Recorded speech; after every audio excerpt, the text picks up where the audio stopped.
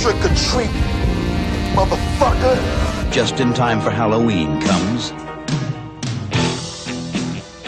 Slumber Party Massacre 2. Yoo-hoo! I'm home. And the party won't begin until the lights go out. Now it's time for the fun part. With blood-curdling realism from the special effects team who gave us The Thing and House. It hurts like hell. Sally! Ah! A terrifying cross between Nightmare on Elm Street and Texas Chainsaw Massacre. Does this look like a dream to you?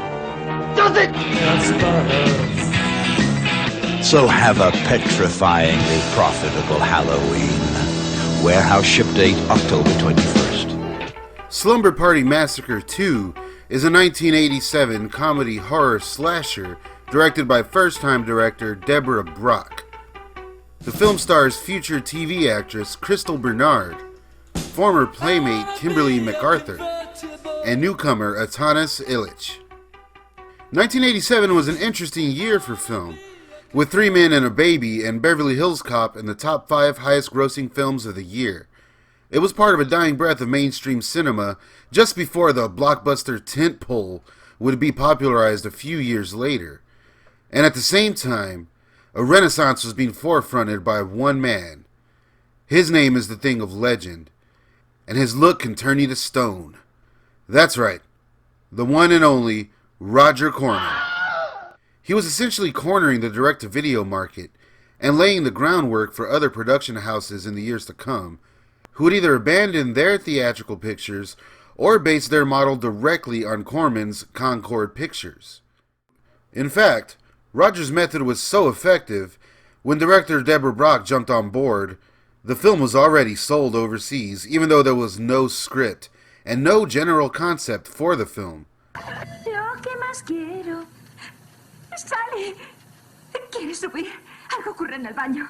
Courtney, ¿qué pasa? Por favor. Which left the fresh director DEBORAH BROCK to do pretty much anything she wanted.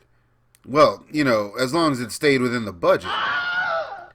The film tells the story of Crystal Bernard's Courtney, the younger sister of the survivor from the original, who keeps having bizarre nightmares involving a rock and roll murderer dancing around tormenting her.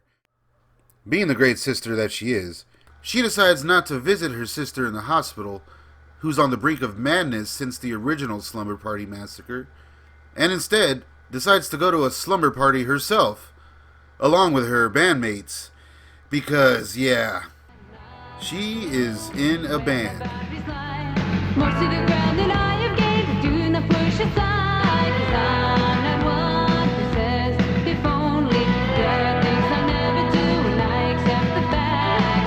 At the slumber party, the girls proceed to do what girls always do, get wasted off champagne and corn dogs, and then jump around naked and make a huge mess.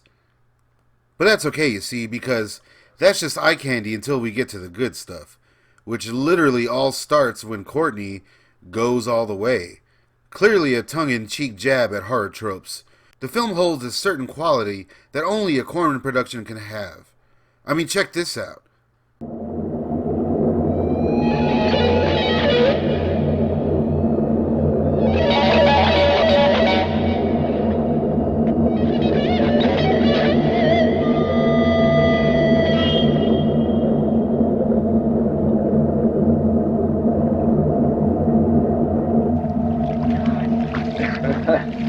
DEBORAH BROCK really throws everything at the screen, and really tried to do something original here.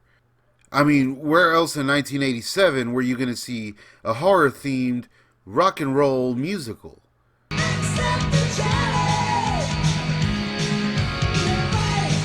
I'll go to hell!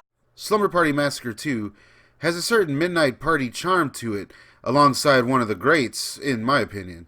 And while the film does look kind of cheap in parts, I mean, it is a Corman picture after all. You can really tell where they spent their money, and the makeup and special effects hold up amazingly nearly 33 years later.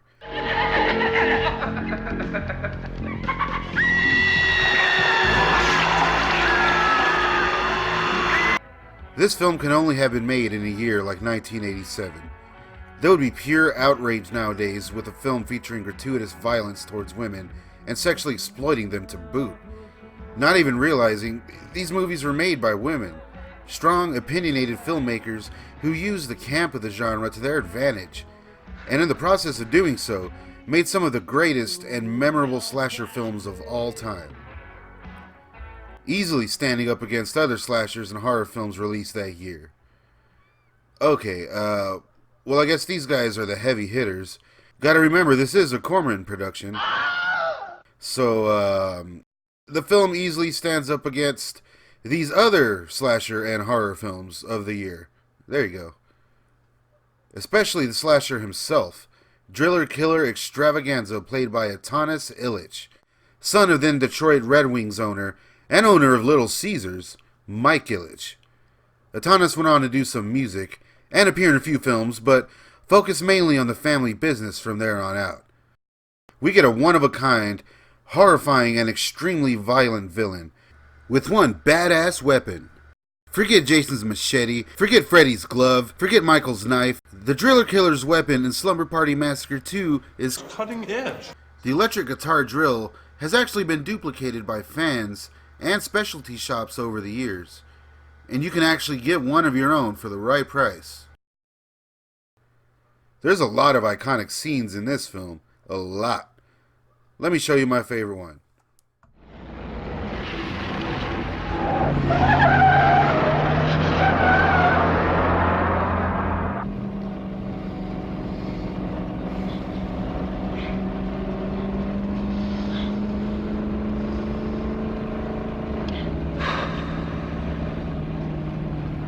This is dedicated to the one I love.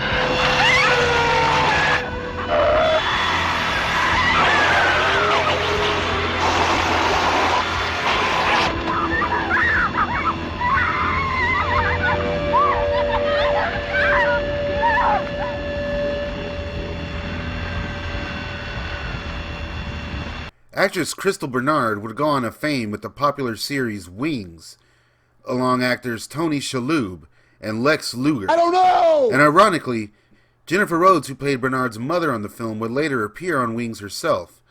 Crystal Bernard didn't recognize her, but when she reintroduced herself, Bernard was ecstatic and announced to the entire set that she played my mom in Slumber Party Massacre 2. And in true 1987 fashion, the set was not only visited regularly by Roger Corman, but also Pee-wee himself, Paul Reubens, who would show up incognito as to not be recognized. Being shot on the famous Roger Corman lot, the film had to make some sacrifices and reuse some sets from previous films, one of which was the classic The Nest, which meant they kind of had a roach problem. The Nest. One of my favorite gags in the film is a reference to the Roger Corman rock and roll classic, Rock and Roll High School, which actually has a similar tone in a lot of ways, and ironically, Director DEBORAH Brock's next film would be the far superior sequel, Rock and Roll High School Forever, just a few years later.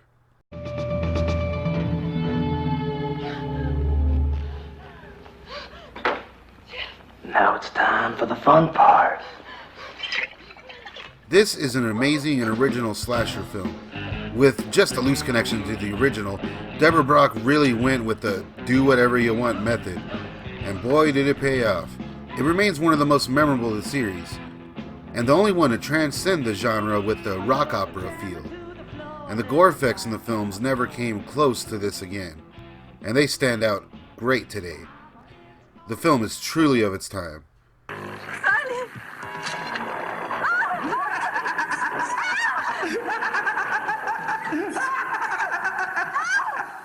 The film has had the proper rollout it deserves, in the form of a great Blu-ray with all the bells and whistles, including an insane tell-all documentary about the making of the film.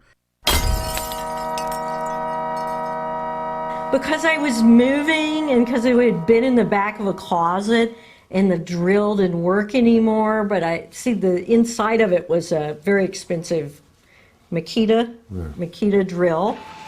I kind of suspected if you charged it up, it would work, and it kept getting bumped and knocked over, and I just wasn't taking very good care of it. Plus, I was moving, so kind of just to see what had happened, I put it on eBay, and all these horror movie collectors came out and they bought it. And I met the guy who bought it, and it was evident to me that he would take much better care of it. I had the opportunity to chat a bit with the film's director, DEBORAH BROCK, while working on my documentary, Forever, The Untold Story of Rock and Roll High School Forever, where she tells some funny Corman tales from the set. Let's check that out. The art department was having trouble putting a ceiling on the set because we were shooting up a staircase, and sets don't normally have ceilings. You're just shooting up there into the upper reaches of the building where the lights are and stuff. But we had to put a false ceiling on the set so we could shoot up a staircase. And the art department was having a lot of trouble doing this. And Roger had come to the set his one time, and I could tell he was getting Roger wanted you to do everything as fast as possible. And Roger was getting very, very frustrated, by this delay. And he actually said to me, well, why don't you change the shot? But the shot was really a big deal, and I didn't want to change it anyway. It's in Slumber Party Massacre 2, where the driller killer dances down the stairs. I got a castle in Spain. I live I can hear you. So, and it was a big deal to me, anyway, because I was having so much fun with the dancing driller killer. Yeah, and so I had to think quickly about how to make Roger happy and still get the scene I wanted it, the way I wanted it. So I went to the cameraman, the director of photography on that film, Tom Calloway, and I said, oh, it was a double problem. The art department was having trouble with the ceiling, and then it turned out that we used all the film in the camera, and they were having to reload the camera with film. And there's a certain part of the camera that you load with film called the magazine. And so they were also reloading, and Roger was getting really, unhappy. So I said to Tom Calloway, the DP, I said, if you put the magazine on the camera, even if it's empty, and turn the camera on, will the little red light come on? And he said, yeah, it will. And I said, okay, forget reloading, just slap that magazine on the camera, and we'll do a take to make Roger happy. And Tom looks at me and he goes, but there won't be any film in the camera. And I said, Roger doesn't know that.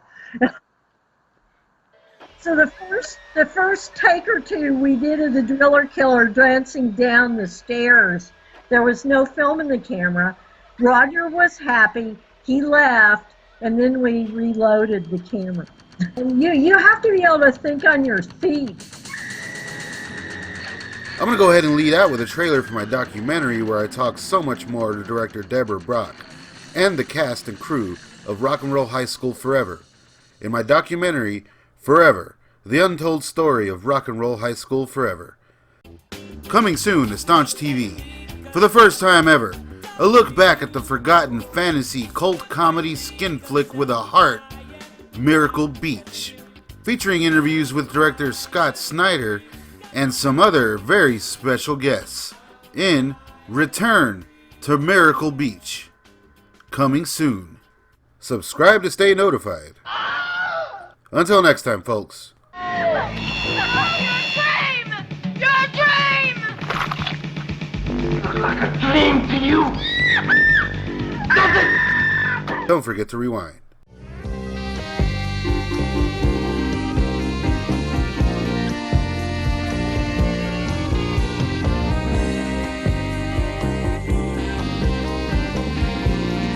Trick or treat, motherfucker.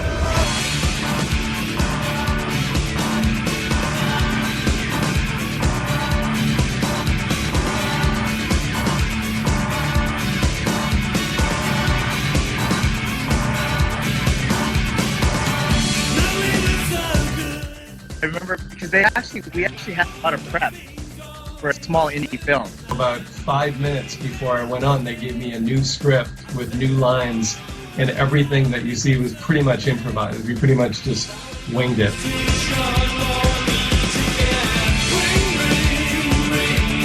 One of my favorite lines in the movie is Steven when we're all peeing, and he goes, that's not my pee. Hey, this no my pee. She didn't talk unless she had to, and when she did, what she said was just very to the point. I'd rather be weird than Whitney. Rather be weird than Whitney. That's exactly it. Like.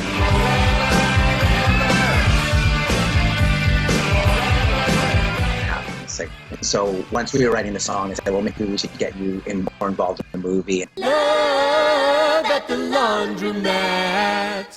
She gave me the script and she said, I want you to put together this band called A Zillion Kisses. I ended up being, roommates and extremely close friends with Patrick Malone. We got so broke that we would have garage sales in our apartment complex. Oh my God, what? What?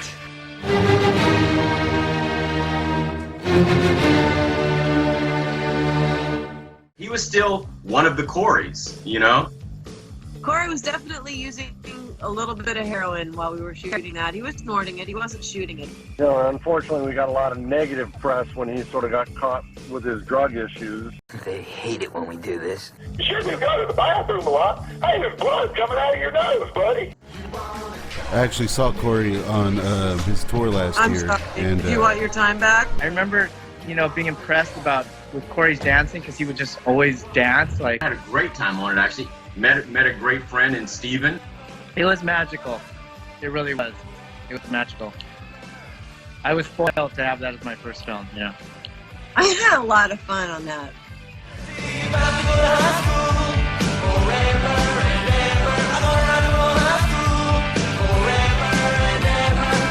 So, does anybody ever ask you about this movie? No, man, it's funny. You are the one. Love at the laundromat. I fell in love at the laundromat. She's a very clean girl, and I like 'em like that. I fell in love at the laundromat. She pulled off my shirt, and I watched it get wet. When she added the softener, I broke into a sweat.